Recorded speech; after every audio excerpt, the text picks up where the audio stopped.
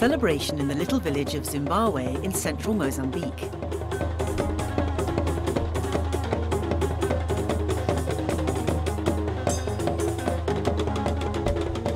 The rains have been good this year, and so far at least, there have been no floods.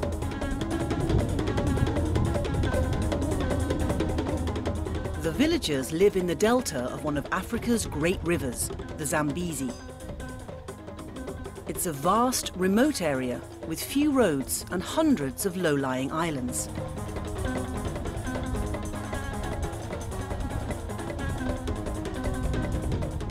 The river itself is the main highway.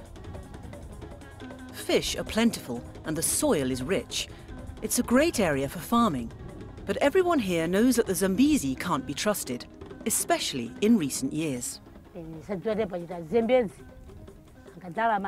When the waters of the Zambezi are high, it can irrigate the fields and it can produce good food. But if it gets too high, the water can be dangerous and kill people. So water can feed you or it can kill you. Water is good, but it also can be a danger. Over the past decade, Mozambique has suffered from an unprecedented series of massive-scale floods. In 2000, the Limpopo Valley was underwater. But since then, the area worst affected has been the Zambezi Delta, where thousands of villagers lost their houses, their animals and their crops in 4 years of serious flooding. In the time of the floods, everything was underwater, including the house and the fields. The animals died. At the time of the floods, this island was underwater. The water was 20 to 50 centimeters high. It came up to here. You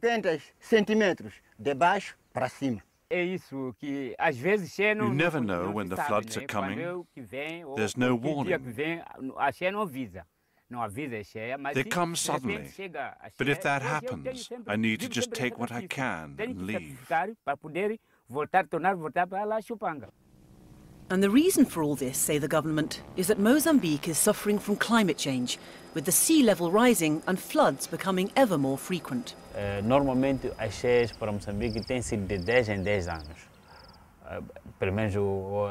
the floods occur every 10 years.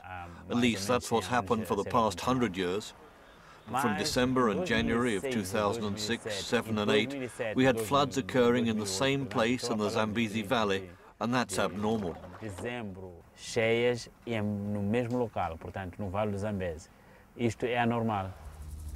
Rising sea level and flooding thanks to climate change has become a global problem, and the Mozambique government's solution is an extraordinary program of social engineering.